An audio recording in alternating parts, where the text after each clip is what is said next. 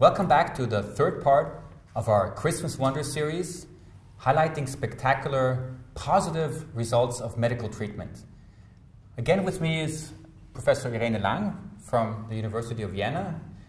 She already presented an interesting case in the first part of the series relating to pulmonary hypertension, and I will now present a case together with her, which as the second case has to do with the patient who was pregnant. And I would like to call this case on the edge, actually on the very edge, as you will see. This is a 37-year-old nurse who, during her pregnancy, she was in the 29th week, had a pneumonia, a pneumococcal pneumonia, and was treated in a hospital, community hospital, by a cesarean section. They thought that the pregnancy should be terminated so they could give her antibiotics in full doses, and that was actually happened. And the child was doing fine, but shortly after the cesarean section, she developed massive dyspnea, and they performed a CT, and what they actually found there was not that the problem is in the lungs, but that she actually had an enlarged heart. So this is how echocardiography came into play, and she was brought to our hospital, and I'll just show you the echocardiogram. And Irene, you're an expert also in echocardiography. What is your first thought when you see this echocardiogram? Well, this is very poor left ventricular function. I usually look at the right ventricle first in young women, but this seems to be a fairly normally sized right ventricle with a fairly normally sized right atrium, but the left side is definitely enlarged and the ventricular function is poor. I'd like to see mitral regurgitation, maybe. I think this is a very important finding. It's not only that the ventricular function is poor, but also that the size of the ventricle is small. This points to a rather acute problem.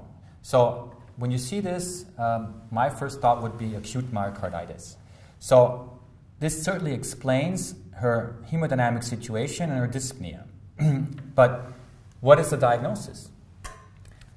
Well, Peripartum cardiomyopathy. Exactly. I think the diagnosis is quite clear. This is what she had. Of course, this is not her heart, but this is a specimen showing the problem. It doesn't look very much different than any other form of dilated cardiomyopathy. You have a large heart, and you have a very thin myocardium frequently and poor left ventricular function. But the definition of peripartum cardiomyopathy is that of a non-familial, non-genetic form of dilated cardiomyopathy which is associated with pregnancy. Usually it happens during the last month of pregnancy or up to 5 months after birth. And the interesting fact is that we do not really know the pathomechanism of this disease. There are a number of suspicions. There's certainly an involvement of the prolactin and catepsin enzymes, and there's also maybe the suspicion that there's some form of inflammation that goes on. It has been thought that it might be some form of viral infection or that some autoimmune response is responsible for this problem. And certainly these patients have a very, very big problem because they are during pregnancy, and these patients are very difficult to detect simply because pregnant patients, especially if they come towards term, are usually dyspneic anyway because they have, the elevation of the diaphragm, and very frequently you would kind of oversee that they really have a dyspnea problem. But the question certainly is which patients are actually at risk of developing peripartal CMP, and there's a number of statistics out there, and one is age. So the older pregnant women get, the more likely they are to have cardiomyopathy. It's women who have multiple fetuses. It's African descent, multiparity, and if they have hypertension, eclampsia, or preeclampsia. And furthermore, cocaine. Well, we could exclude all of these causes actually in our patient. Still, she developed this peripartal cardiomyopathy. But this is not the end of the story, because here's what happened. The patient was transferred to us and she rapidly deteriorated. She was in massive respiratory distress, and she developed actually very high lactate levels and developed a BNP of 35,000, which is very high, wouldn't you agree? It's the failing heart's BNP. It's the failing heart signature. Yeah, it's, you know, very rarely would you see such high BNP levels. So, you know, at least this is one of the highest levels that I've ever seen. And she was transferred to an intensive care unit in cardiogenic shock, and, you know, we thought she was going to die. She didn't seem as if she would have any hope left, and her function was really, really poor. This is another echocardiogram of her. You know, function obviously was not much better than before. And remember, you know, the small size of the heart with this contractility just didn't generate enough forward flow. So she was in low forward failure. And she also probably had some degree of right heart failure because she was developing pleural effusions as well. So very poor function and, you know, severely disabled patient. What are the treatment options we had? Well, first of all, we implemented bromocriptine, which is a therapy targeted to the high prolactin levels. Then we performed, you know, optimal medical therapy as in the guidelines, you know, with ACE inhibitors as far as we could, expecting that she had very low pressures. And then we actually considered acute heart transplantation. Now, we are a fairly large heart transplant center, but even in our institution, these hearts don't come by every day. So there is a certain delay, and sometimes, you know, it can take, depending on what blood type the patients have, considerable time. So we have to kind of bring these patients to a stable position so we can actually list them. And that was one of the issues. But maybe there's another option we have? In terms of treatments? Yes. Mechanical? Well, you know, there's modern treatments of heart failure involving device technology, mainly surgical devices. Yes, I think this is exactly the point. And wow. So this is what we were considering. We were considering a ventricular assist device. These are devices which basically bypass the function of the heart and pump the blood instead of the heart.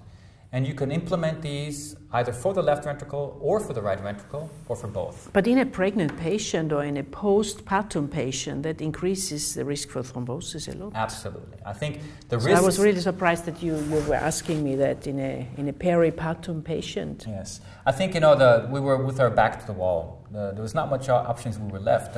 She was in cardiogenic shock. We didn't have a heart for her. Her treatment was not responding. We basically stabilized her first with an ECMO, and then we called the surgeons in to perform such a ventricular assist device.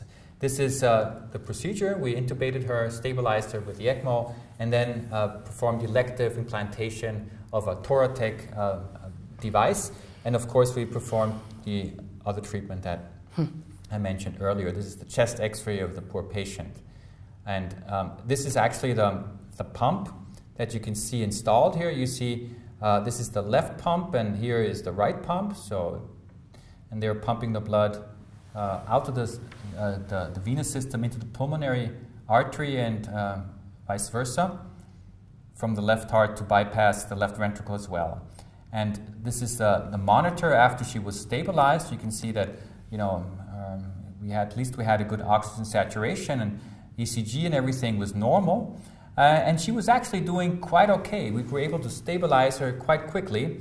And the interesting thing in these patients is that when you now perform echocardiography, you have to look at the heart from a completely different perspective, because now you've got a practically unloaded left ventricle, and it's sometimes very difficult to judge how good left ventricle function really is. But what we see from the very first echo that we did, it looks a lot better already. What you here see is basically the inflow cannula that is positioned in the left ventricle. And you see that the functioned left ventricle is a lot better here. It's very difficult to image these patients because, you know, these prosthetic material really make it difficult to assess the walls. But this was the echo we performed right after, and patient stabilized immediately. She was, you know, respiratory problems were gone, and we were able to extubate her. And then we were confronted with the situation, well, maybe we can already take the system out. And, you know, the strategy of these devices is twofold. There's permanent systems which you can implant, which are basically a so-called destination therapy, where this is what the patients are going to live with.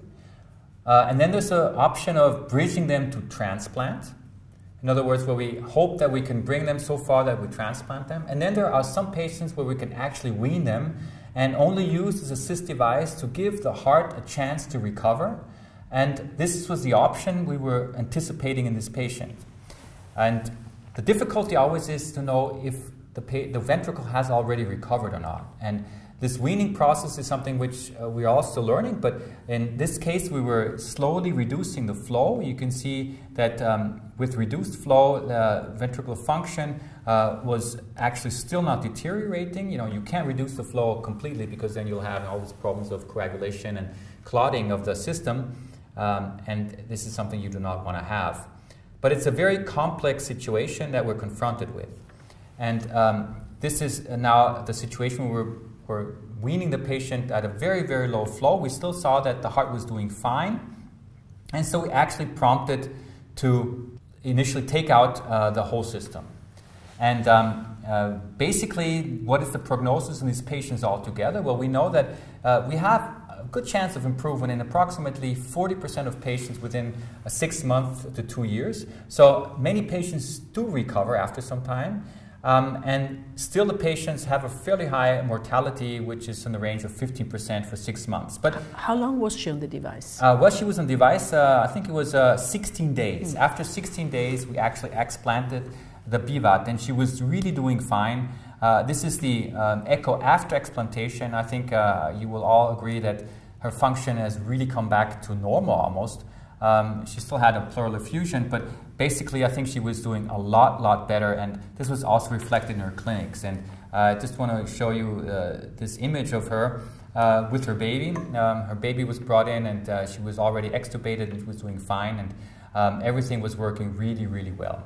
So I think a very happy ending in this patient, which just simply shows you again that with modern medical therapy we were able to really make a difference. For me, this was also a Christmas wonder because I think she simply had a guardian angel. I think this wraps up this case. I hope you enjoyed the 3 cases we sent to you, and I hope they were able to show you that with our help and with the help of medicine, we can really make a difference. Still, sometimes we need a guardian angel. Irene, thank you very much for being with us. Thank you.